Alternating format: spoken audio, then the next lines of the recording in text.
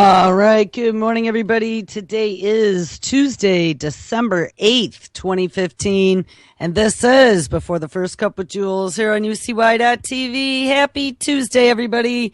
It is 36 degrees and partly sunny here in upstate New York. Feels a little crispy, but still no snow on the ground. I think we're at a record. I just saw something the other day that Buffalo has broken a no snow record that goes back to like 1896 or something. So it's pretty crazy for it to be the beginning of December and there's no snow on the grounds is pretty rare. It's also going to be in the 60s this weekend. So it's almost like it's early spring here. So where did we leave off yesterday? We titled the show Artificial Womb, Chinese Clones, and Google Blood Draw Watch. And if you remember, we ended the show looking at this crazy patent that was just filed by Google for a Google Watch that takes your blood without needles. And the reason why that's so frightening to me is we've talked about a lot of the different acquisitions and businesses that Google has been getting into. They are no longer just a search engine vendor. Google, if we remember back, was it last year or the year before, they bought like 8 military robotics companies. We also had them divest themselves. Google created a new umbrella company this year called Alphabet, which then put all of these little ancillary side projects they had going on under one big umbrella. And a lot of those were kind of creepy, getting into healthcare. Calico Project, which is the longevity, live forever project to be able to cure death as if it were a disease. Kurzweil talked about that. We have that National Institute of Health guy, Tom Insel, the former director, now moving over to Google to deal with Google mental health. And we also had their life sciences division where we had read a few stories that talked about being able to put nanotechnology into your bloodstream that would act like a doctor to be able to correct problems before they happened. And I think it was Kurzweil that we were listening to as well that had talked about that.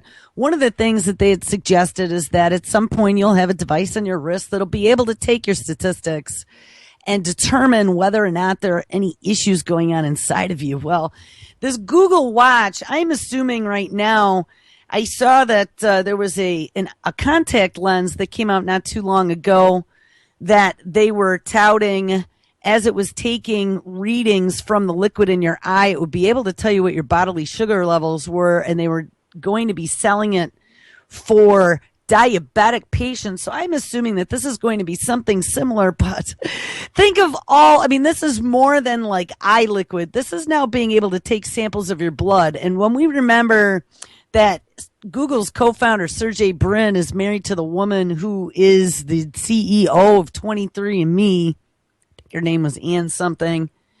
And 23andMe is now working on 21st century medicine, this precision healthcare, by taking samples that have been marked as being able to be used for research out of DNA samples that were given to them to be able to look up your ancestry or whatever.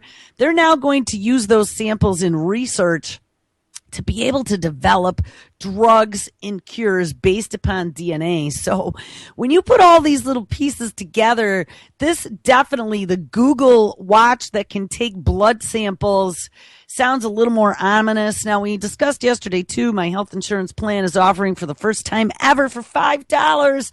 I can get a visit with a doctor online. And, back when I was doing engineering, telemedicine was something that was still really kind of in the future drawing board, but we were already preparing companies, building out the back end to be able to support streaming video, which is one of the things that you would want with the telemedicine initiative, to be able to see your doctor.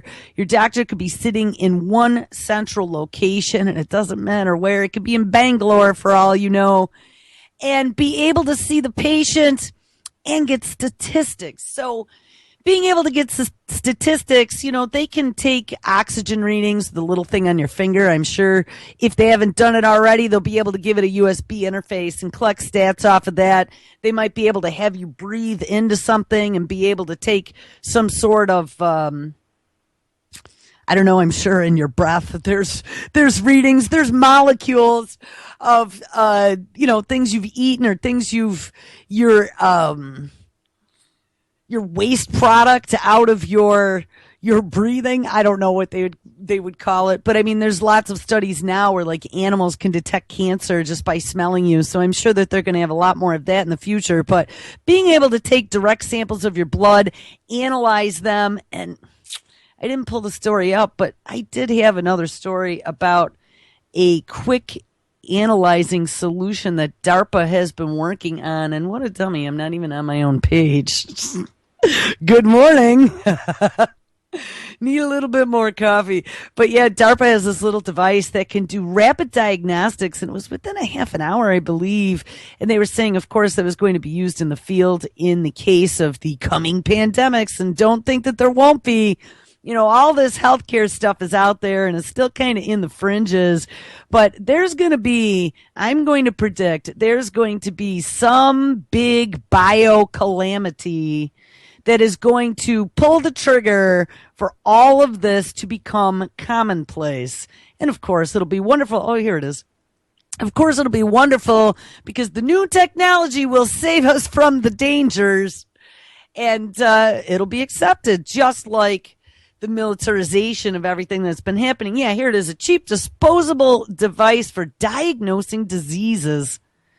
The development of a reusable microfluidic device for sorting and manipulating cells and other micro/nanometer scale objects will make biomedical diagnosis of diseases cheaper and more convenient in regions where medical facilities are sparse or cost is prohibitive. Researchers at Penn State University, and we read something not too long ago. It was the woman of the ethics committee, I believe, for the Federal Ethics Committee, which I read that Obama had dissolved. But she was from Penn State. And ever since I read that story, I've been noticing Penn State shows up in a lot of this Mad Science Gone Mad. But back to the story. Researchers at Penn State University have recently filed a patent to develop such a device. Based on gentle acoustic vibrations, the device, called acoustic tweezers, is the work of Penn State professor of engineering, science, and mechanics Tony Huang and his students, and their work is the cover article of the current issue of the journal Lab on a Chip. We believe that acoustic tweezers have tremendous potential, especially in diagnostics, with some applications also in therapeutics, says Wang. Our current device works well, but to be used in diagnostics, the whole device has to be disposed of after one use. We have now found a way to separate the fluid-containing part of the device from the much more expensive ultrasound-producing piezoelectric substrate, and this makes the disposable acoustic tweezers possible. So at least they're going to keep the expensive part, get rid of the part that has the blood or the bodily fluids, it sounds like. Huang believes that the disposable plastic portion of the device, maybe it should be something other than plastic, since plastic really isn't disposable unless it's biodegradable, can be manufactured for as little as 25 cents per unit. And even with the addition of electronics for diagnosis, which could easily be added off the shelf, he foresees a manufacturing cost of a few $100s for the complete permanent system, which then could be used over and over with a simple replacement of the plastic microfluidic channels. We want to push this toward a commercial product, something that can be help to people and a benefit to society. In the prior device, the microfluidic channel was permanently bound to the substrate and the ultrasound would be radiated directly into the fluid. In the new device, there is an intervening layer, but the ultrasound force is strong enough to manipulate the cells and to pattern them. This patterning of cells is especially important in studying cell-to-cell communication in biology labs or for drug screening. So, Johnny, did you take your pills today? Well, let's do a little mobile drug screen with your Google Watch. Woo! This is not a Google product, by the way. But I mean, what would it take once they get people to start wearing these diagnostic devices? What would it take to integrate something like this into there? I don't think it would take very much. In drug screening, you want to examine how cells respond to drugs, and with acoustic tweezers, we can create a high throughput single cell and see how they respond to drugs. Or we can create all types of cell assemblies and see how they respond to drugs, much more like how it would work inside the body. Reusable acoustic tweezers for disposable devices is the name of the paper that Feng Guo, a PhD student in Huang's group, just authored. In addition to its use in diagnosing diseases such as HIV and tuberculosis, both of which are endemic in resource-poor regions of the world, soon to be all regions of the world resource-poor, the device should find widespread use in hospitals, clinics, biology labs, and the home, ding, ding, ding, ding, due to its low cost and ease of use. So at home, blood and fluid taking is not too far in the distant future, it doesn't sound like. So let's get back now to this Google Watch. So Google's filed a patent for a watch that takes your blood without needles. And we had read a story a while ago about the nano patches. You know, little Johnny isn't going to have to worry about those scary needles anymore. And we got 271 newfangled vaccines waiting in the wings to get into you, little Johnny. Don't worry about it. We'll slap a nano patch on your arm and you won't feel a thing. Well, I don't exactly know how Google's doing this, but that's what it made me think of was that needleless injection patch. It says needle-free blood tests.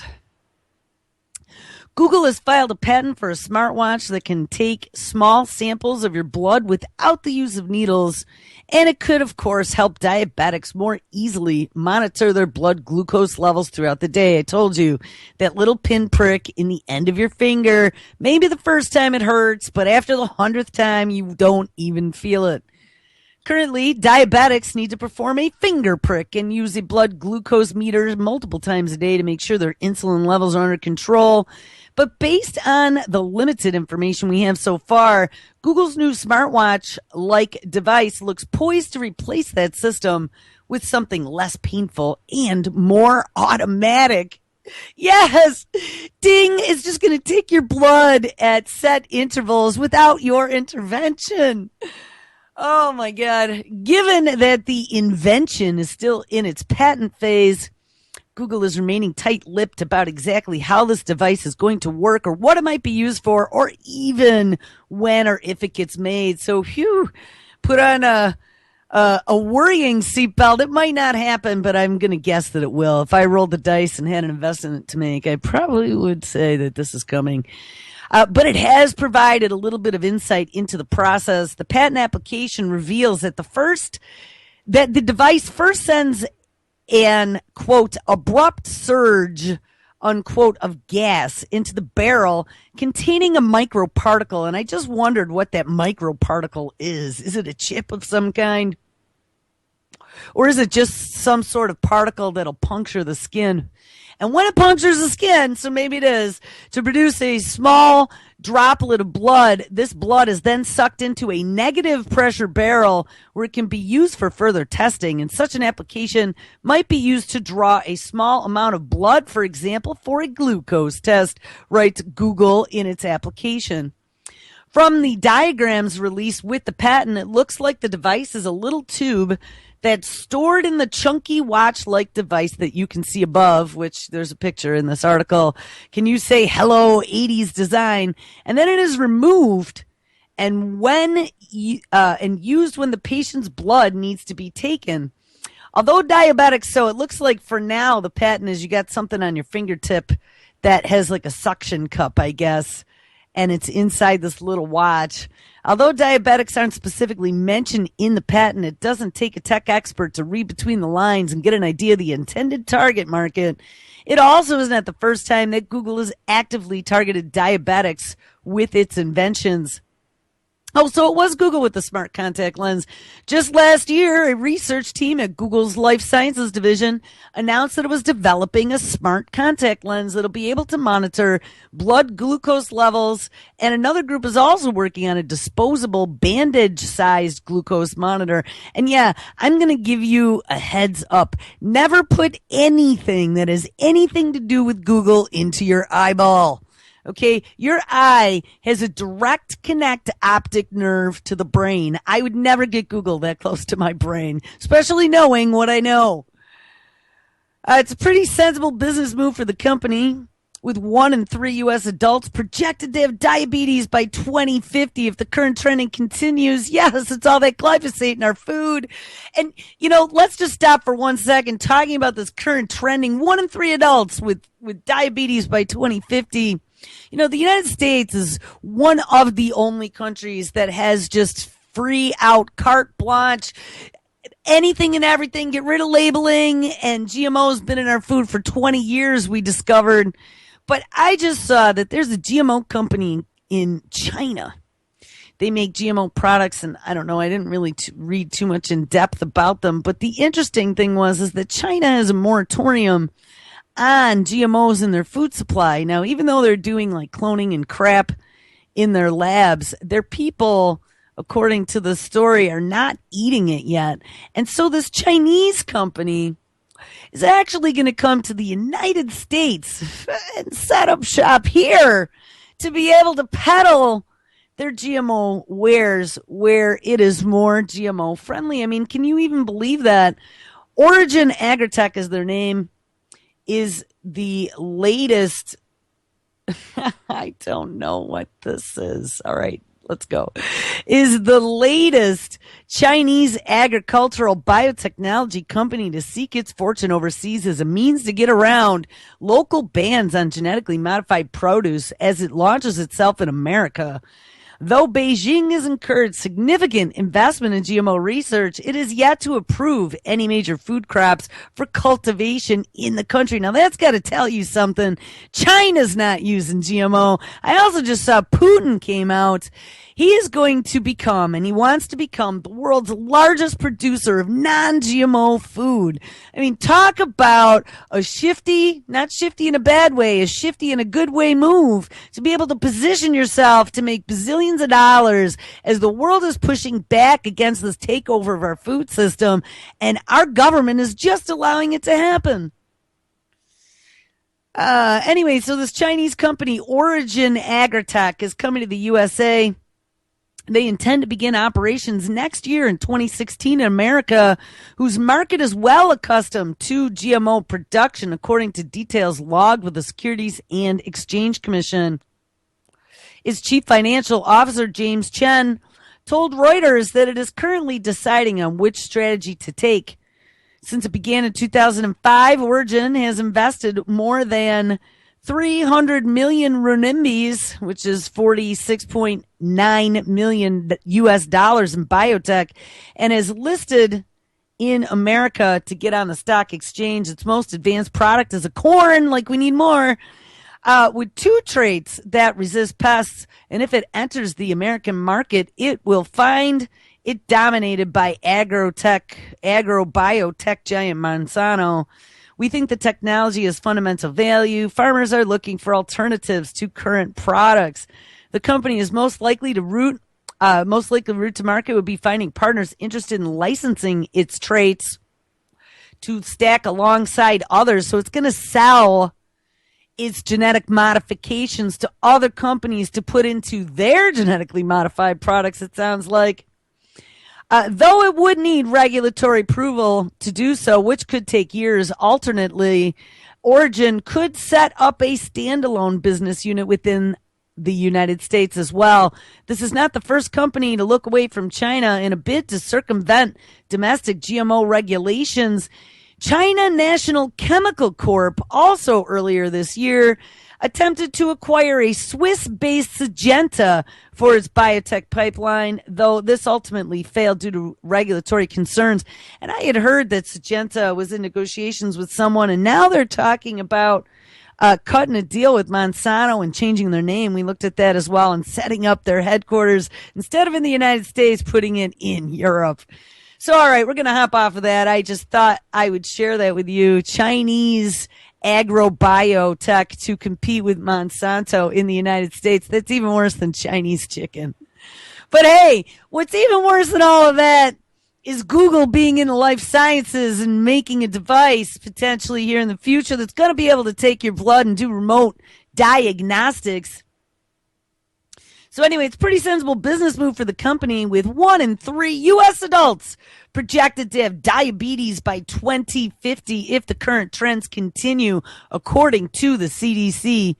And of course, just because Google is patenting an idea, of course, it doesn't mean that it's going to come anytime soon. The company told The Verge, which is a tech magazine, quote, "We hold patents on various ideas, and some of these ideas later mature into real products of services, and some don't. Prospective product announcements should not necessarily be inferred from our patents," unquote. But we can't help but hope, and this isn't me, this is the writer of the story out of ScienceAlert.com. We cannot help but hope that this device makes it to market, because a faster and more painless way to monitor blood would make a whole lot of people's lives easier. Oh, yes, now wouldn't it? It'd make a whole lot of governments' lives easier, too. They could surveil us down to every molecule in our blood painlessly by just making us wear this little device on our wrist or our ankle. So that takes me to our next story. This one came out of Scientific American on December 1st, about a week ago, called "The Inside Story on Wearable Electronics." You remember, we talked a lot about wearable electronics. The wearables and the Android wearable operating system is coming as well. It's all part of the Internet of Things. We have all the tech companies involved with producing things for the Internet of Things, as well as appliance companies. And we had Google. We read about Nest. They bought this heating and cooling company that also has surveillance and crime monitoring capabilities within the home. Researchers want to wire the human body with sensors that could harvest reams of data to be able to what? Oh, transform healthcare. Yes, this is exactly what we've been saying.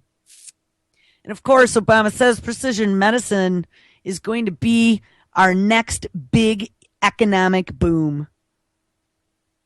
Goran Gustafsson looks at people and thinks of cars, the aging models that rolled off the assembly lines a few decades ago. Today, says Gustafsson, cars are packed with cutting-edge sensors, computers, and sophisticated communication systems that warn of problems when they are still easy to fix, which is why modern vehicles rarely surprise their drivers with catastrophic breakdowns. And we read, too, yes, cars have now been deemed mobile computing devices, right? We read about them trying to use DMCA, Copyright Millennium Act, to prevent people from modifying their vehicles because they are so quote-unquote complicated. And that's the way they get us now, it seems, is this scientific, technocratic upper class that makes everything so complicated that only the few elite who have the special education are the only ones who can actually understand everything. And so it's easy for them to pull a slick willy and to do whatever they want, to take control quietly, silently, and through technology. Well, wearable devices, in the name of how we're going to provide your future medicine, is going to be able to get them into every nook and cranny of your existence. Anyway, so this Gustafsson says, a car is so loaded with electronics now that we don't surprise drivers with catastrophic breakdowns. He says, why don't we have a similar vision for our bodies? Gustafsson is an engineer whose team at the Swedish electronics company Acrio, based in Kista, is one of the many around the world trying to make this vision possible. Instead of letting health problems go undetected until a person ends up in a hospital, the medical equivalent of a roadside breakdown, these teams foresee a future in which humans are wired up like cars with sensors that form a similar early warning system. Working with researchers at Linkoping, and that really is the name, Linkoping University in Sweden, Gustafsson's team has developed skin surface and implanted sensors, as well as an in-body intranet, oh my God, that can link devices while keeping them private. Other groups are developing technologies ranging from skin patches that sense arterial stiffening, a looming sign of heart disease and heart attack, to devices that detect epileptic fits and automatically deliver drugs to the affected areas of the brain. Now, that was some of the stuff that DARPA was working on, too, with some of those brain implants. These next-generation devices are designed to function alongside tissue rather than be isolated from it like most pacemakers and other electronic devices already used in the body.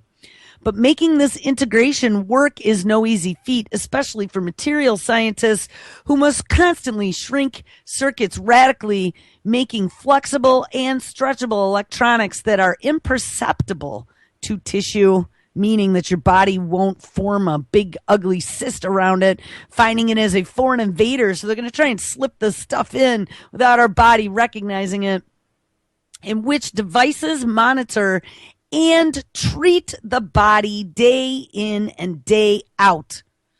These will require new power sources and new ways of transmitting information. Since the potential to improve healthcare substantially while reducing its costs has drawn both researchers and physicians to the challenge, says John Rogers, a material scientist at the University of Illinois at Urbana-Champaign, I haven't found any clinical folks who say that is pie in the sky. Come back to me in 20 years. They say, wow, that's cool. Here's 3 ways we can use it today. And how do we get started on a collaboration? Guys, we've been sold. This is being sold every which way. And it is just a matter of time now. Sensors woven into the body like body snatchers, are a natural extension of handheld smartphones and wearable devices, says Rogers. Yes, it's time for your implantation, Johnny. Oh my God. It's really happening, guys. This is really happening. I think electronics is coming at you, he says. It's migrating closer and closer, and I think it is a very natural thing to imagine that eventually they will become intimately integrated within the body. The first step beyond wearables will be wireless sensors mounted directly on the skin, where they can pick up a host of vital signs, including temperature, pulse, and breathing rate. Unfortunately, says Rogers, biology involves bending, stretching, and swelling, which makes conventional electronics built from stiff silicone wafers a very poor choice for such sensors. But his team developed an epidermal electronic, which is flexible, biodegradable, and stick-on, that's crammed with sensors but almost imperceptible to the user. So just like a nicotine patch, I would assume. Attached like temporary tattoos. The patches use normal silicon electronics but thinned down and transferred to a flexible backing using a rubber stamp. The patch draws power either from nearby magnetic fields or by harvesting radio waves. And we read about those as well. Those were new ways of being able to pull power out of the air for small devices. So I guess they already found a use for it. The patches draw power either from nearby magnetic fields or by harvesting radio waves using S-shaped wires and antennas designed to stretch, twist, and bend. They adopt a wavy kind of geometry, so when you stretch, the wave shapes can change like accordion bellows, says Rogers. Rogers has co-founded a spin-off company called MC10 based in Lexington, Massachusetts, that next year will start marketing versions of the device called biostamps. Temporary patches that measure heart electrical activity, hydration, body temperature, and exposure to ultraviolet light. They'll be able to sell that one pretty easily to dumb end users. The patch will be available to consumers first, says Rogers, but his real target is medicine. Results are expected soon from a trial at a neonatal intensive care unit at Carle Foundation Hospital in Urbana, where doctors are using the patches to monitor the vital signs of newborn babies without the need for intrusive cables and scanners. MC10 is also collaborating with a Brussels-based pharmaceutical company called UCB on tests of a patch that monitors tremors in people's with what? Oh, Parkinson's. Yeah, Parkinson's with dopamine. I mean, that's one of the big ones that DARPA's been working on as well, to track their illness and whether or not they are taking their medications. Ding, ding, ding, ding, ding. That is how it's going to be used, Johnny. Did you take your medication that keeps you unaware of the things that we're trying to pull over your eyes? Rogers patches are relatively small, but at the University of Tokyo, engineer Takako Somya has created a sensor-laden electronic skin that can be made in much larger pieces. His latest film is just 1 micrometer thick and so light that it floats like a feather, yet it is robust enough to cope with the stretching and crumpling needed to flex with an elbow or a knee. It can provide readouts on temperature. Heat in a wound can signal infection. Also moisture, pulse, and oxygen concentration in the blood. Ding, ding. I knew that was there. Somnier achieves this by ditching silicone altogether and instead using an inherently soft organic component made of carbon-based polymers and other materials. Organic circuits can be printed onto a plastic film, making them cheap and easy to produce in large quantities, and they are versatile, working in both high temperatures and water-based environments. Skin also inspires Zhenhan Biao, an engineer at Stanford University in California. Her team creates thin pressure sensors by sandwiching micrometer scale rubber pyramids between films. Even a slight touch will compress the pyramid's tips, changing how the electric current flows between the films. The sensors can then be used in heart monitors that track how fast pressure waves pass through the arteries, and this can reveal increased stiffness in the vessels, a predictor for heart attacks. Last year, the Food and Drug Administration approved a wireless pressure sensor that can be implanted inside the hearts of people with advanced heart disease, and Bao's device could do a similar job from the surface of the skin. As useful as skin-mounted patches might be, much more information is available deeper in the body. There is a reason why at the hospital they draw your blood, says Mike Ostrano, a chemical engineer at MIT in Cambridge. There are markers in the blood that are exquisitely good at predicting disease. But delving deeper brings fresh challenges, and ideally, says Strano, sensors under the skin should be not only non-toxic, but also stable enough to function inside the body for years at a time if need be, and biocompatible, meaning that they do not trigger the body's immune response. Yet most current devices fall short of this on one score or another. For example, sensors that detect chemical signals in the blood, called biomarkers, often use biological materials that degrade very quickly.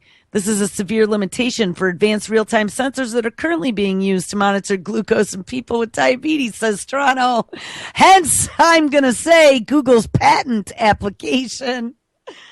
These devices detect glucose with an enzyme reaction that produces hydrogen peroxide, and this degrades the sensors so quickly that they must be replaced within weeks.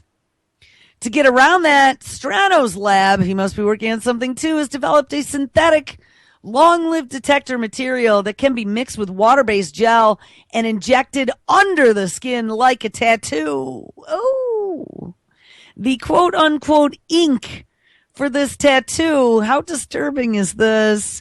Mark of the beast in a tattoo. Number on your arm with synthetic long-lived detector materials. This is horrifying. The ink for this tattoo consists of what? Oh, carbon nanotubes. It gets even better. Coated with dangling polymer strands, which have a lock and key chemical structure that recognizes biomarkers by dictating which molecules can dock with them. When biomarkers bind to the polymer, they subtly change the optical properties of the nanotube, i.e., shine a light on the tattoo, and the glow reveals the presence of a biomarker. So you're on probation and you're not allowed to drink alcohol. Think about this. They can inject this little silicone biosensor detector under the skin. And any time that you try and sneak a nip, they can come up at any time. Probation officer could show up at your door and tell you to show your arm, and they shine a light where your little electronic tattoo is, and it glows. Oh, Johnny, you've been bad. This is very scary. Strano and his team have developed carbon nanotube sensors to monitor nitric acid in the blood as well, and that's what causes the what's it called? Where your joints crunch. Gout, I think it's called. An inflammatory marker that can indicate infection or even cancer, and are also working on a glucose and cortisol detector, a stress biomarker that may prove useful for monitoring post-traumatic stress disorder and anxiety disorders. Yes, we got to check on your mental health, and hey, we found a biomarker for it. The nitric acid sensor worked for 400 days in mice, which to Strano's knowledge is the longest of any implanted chemical sensor that has been in place, and did so without provoking any type of immune response. For many other kinds of devices, the jury is still out. For electronic materials, especially plastic-based and organics, it is still unknown what their long-term effects are, says Bao. But hey, that never stopped the FDA from approving anything, Bao. You should just go for it. You know, they're not doing any type of long-term studies in GMOs or RNAi. No, they just let it all loose. Now Strano is starting work with MIT engineer Daniel Anderson on devices that could combine sensors with what? Oh, with drug delivery systems. How convenient. Now when we detect that you have mental PTSD coming on, we could just inject you with something automatically and take care of it all. They hope to adapt microchips pioneered by fellow MIT engineer Robert Langer to respond to a range of triggers by releasing the appropriate drugs into your bloodstream, which will be encased in polymer capsules. The first human trials of a drug-delivered, quote-unquote, pharmacy on a chip without the sensors was in 2012 in 8 women with osteoporosis. Well, that's interesting. I hadn't heard about that human trial before. It'll be a long time, he says, before such devices can be used to detect diseases reliably and then treat them automatically, except for perhaps diabetes, which has been extensively studied. Strano's devices are good at binding only with their target molecules, but the big question remains about what fluctuations in biomarker signals actually means in terms of health. Well, all they got to do is get good old IBM's Watson on the case, and I'm sure he'll be able to provide them with enough medical intelligence on the back end to be able to model those scenarios.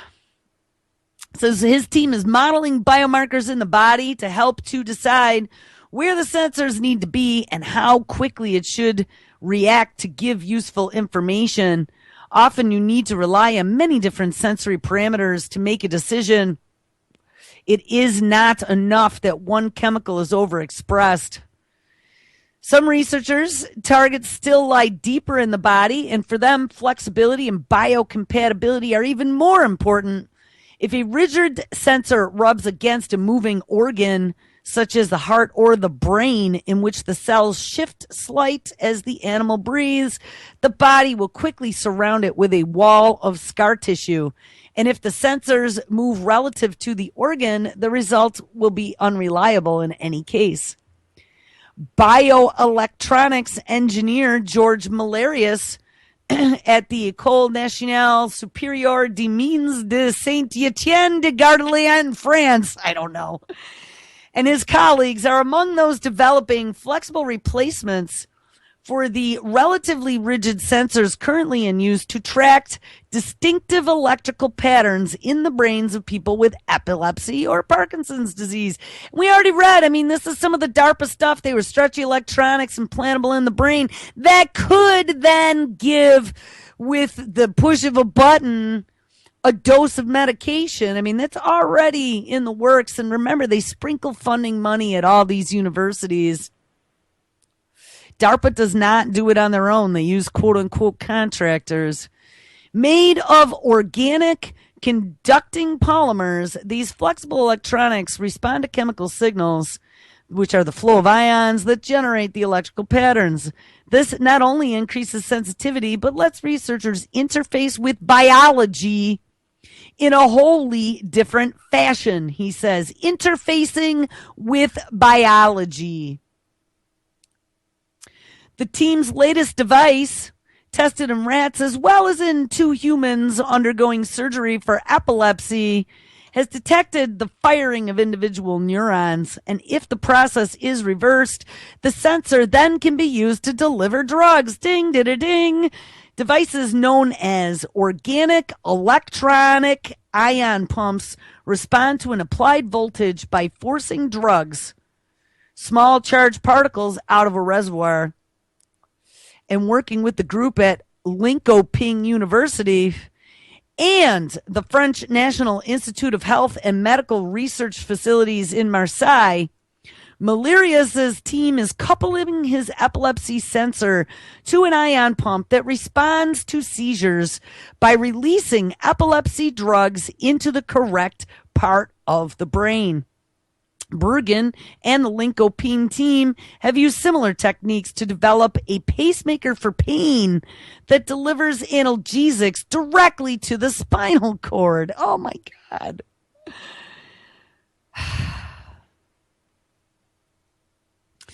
We could keep going. Keep it going. An electronic device is limited by its need for power. We read that they're going to be harvesting radio waves and magnetic fields out of the air. I also had seen a few little devices now that are also going to be using the kinetic energy that is built up by muscles when we move to be able to power devices. They created a biodegradable battery as well, using electrodes made of magnesium and other metals that are safe in low concentrations in the body and that slowly dissolve. Some devices you want to last the life of the patient, but in others you only need and want the device to be temporary. And the technology that we've talked about could be revolutionary, but the vision of a wired up body that sends data to an outside computer or medical center faces a threat that already troubles the wearable industry, and that is hacking.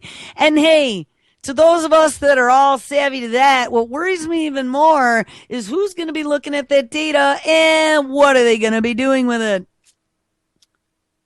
One solution is to analyze data on the device itself, reducing the amount that gets sent over the airwaves. Another is to avoid the airwaves altogether. In an as yet unpublished work, the Swedish team has developed an in-body intranet that transmits signals at low frequencies using the body's water as its wires. To send information between devices, from a device to a smartphone, users must physically touch the objects with their hands. This keeps the signals low power and private and avoids clogging up the data transmitting frequencies that are already squabbled over by mobile phones and wireless routers.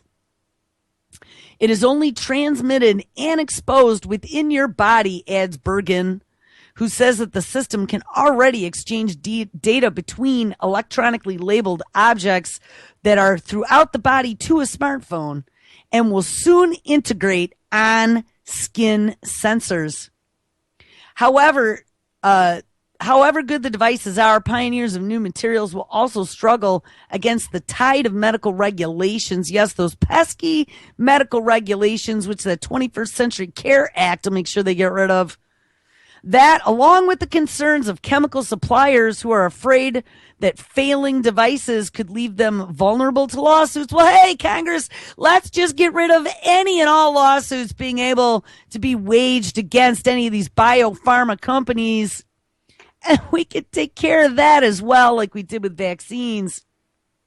They said because of the medical regulations and because of the concern of lawsuits, yes, this puts a big break, as in B-R-A-K-E, a stop on the adoptions of new materials. Boo-hoo. The worry about regulations and hurting people is putting the brakes on medical innovation that could save millions of people and make us bazillions of dollars. Bregan knows that there are big hurdles. He says the challenge is to put everything together. But they did it for the car industry, and it's very impressive, and you rarely see cars standing along the side of the road waiting for a repair. So whether it's possible to do this for humans is still a question mark, but it's definitely worth trying, he says. A car usually is kept for less than 10 years, and a body you will want to keep for 80 or 90, so it is a lot more precious. I mean, did that story not make you want to puke? Because I know that's how it made me feel. Well, don't worry, because scientists have developed a new liquid metal nano terminator to target cancer cells, and its mission isn't to kill you, it's to protect you. Yes. Liquid metal terminators are generally something to be afraid of. But what if the substance was used to fight cancer instead of wiping out humanity? Guys, this is the exact ploy I told you they were gonna use. They're telling you it's gonna cure cancer, accept it all, and now it's a liquid metal nano terminator. I mean, I read about this liquid metal nano probably a month or two ago, and I was like, how horrifying is that? Like, really, that was kind of what Terminator was made out of, and you couldn't destroy it, and you chopped it up, and it went bloop, and it made itself back into the Terminator again. He stuck a rod through its eyeball, and it came right out the other side and self-healed. Do we really want liquid metal, quote, what they're calling nano Terminators in our blood? Well, this is exactly what the researchers in the U.S. are working on, having developed a biodegradable liquid metal that can be used as a drug delivery technique to target cancer cells. Quote, the advance here is that we have a drug delivery technique that may enhance the effectiveness of the drugs being delivered. It can help doctors locate tumors. It can be produced in bulk. And it appears to be wholly biodegradable with very low toxicity, says Zen Gu, a biomedical engineer in a joint program at North Carolina State University and University at Chapel Hill. And one of the advantages of this technique, he says, is that these liquid metal drug carriers or nano terminators are very easy to make. To make the nano terminators, the researchers deposit a liquid metal, which is a gallium-indium alloy, into a solution with molecules called polymeric ligands. Polymeric ligands, Ligands, bombarding the solution with ultrasound waves. Ultrasound seems to be figuring more and more in a lot of this Mad Science Gone Mad, by the way. And remember, we discovered that that also opens the blood-brain barrier. Bombarding the solution with ultrasound waves causes the liquid metal to burst into nanoscale droplets measuring about 100 nanometers in diameter. The ligands then attach to the surface of the droplet and form a skin that prevents the alloy from fusing back together T-1000 style, so like the Terminator. And when the anti-cancer drug doxorubicin is introduced into the solution, the ligands on the nanodroplet absorb it, creating a drug-laden vessel that can be separated from the solution and introduced into the bloodstream. I'm not stepping up for that one.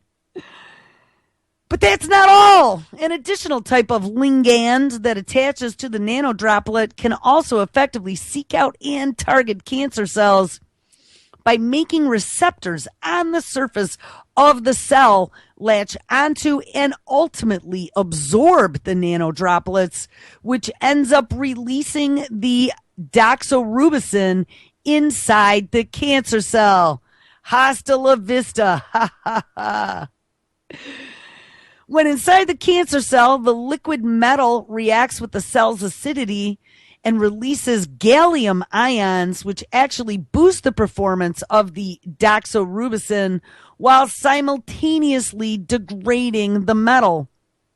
And based on in vitro tests, we believe that the liquid metal degrades completely in a matter of days into a form that the body can successfully absorb or filter out without notable toxic effects, says one of the team, Lu.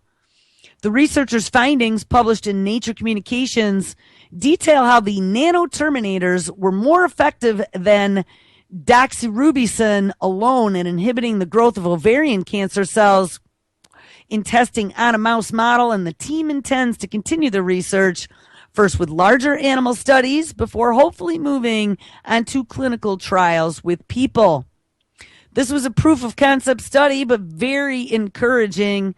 And like the fictional Terminator, this carrier is transformable, smashed from bulk material, fused inside of cancer cells, and eventually being degraded and clear. Yeah, absorbed, Maddie. That's absolutely, how frightening. All right, well, there's two more stories that I really wanted to get to, and I only have about 2.5 minutes, so I guess we're going to see which story loads first. That one doesn't want to load. How about this one? Is this one going to load? Oh, they love to do this to me. Well, we might not get a story to load. You know what, though? I did something smart last night. So if this doesn't work, all right, it did load. Okay, here we go. So talking about transhumanism and being able, which is exactly what this is, integrating wearables, integrating electronics, bioelectronics, absorbing nano-terminator style liquid metal into our cells. Yes, well, don't worry about it. Get sucked into the machine. Simulated worlds will soon be indistinguishable from reality. Now, we've talked about that before. I really think this being sucked into the machine has been the ploy all along.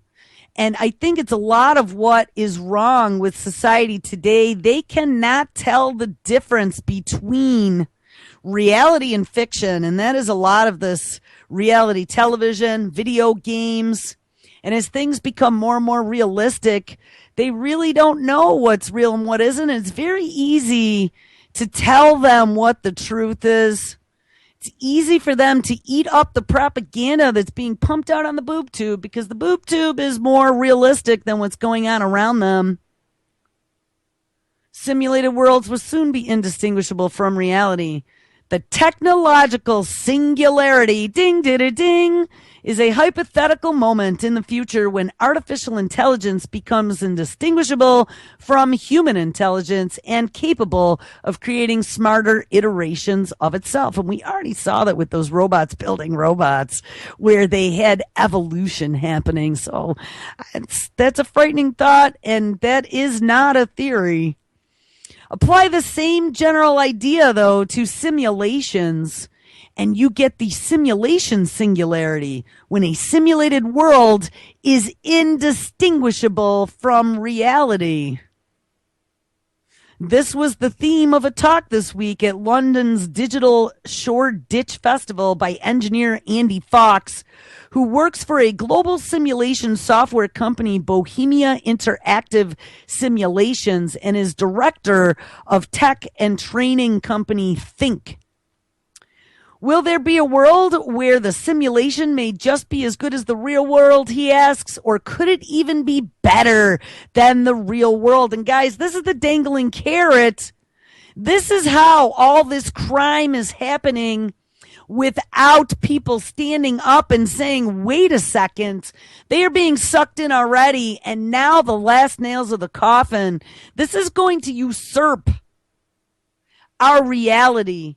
And the more and more we can suck them into the machine, the less and less the criminals have to worry about people paying attention.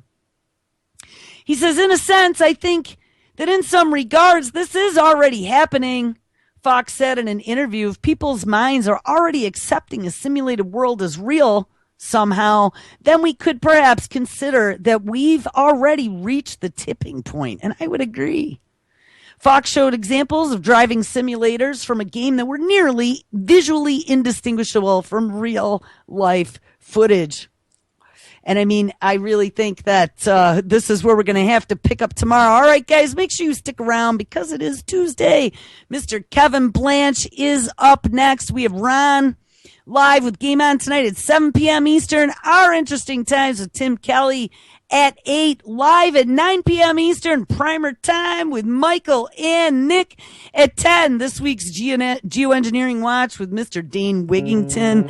And at 11 p.m., the Anti-Media Radio with S.M. Gibson. All right, guys, have it.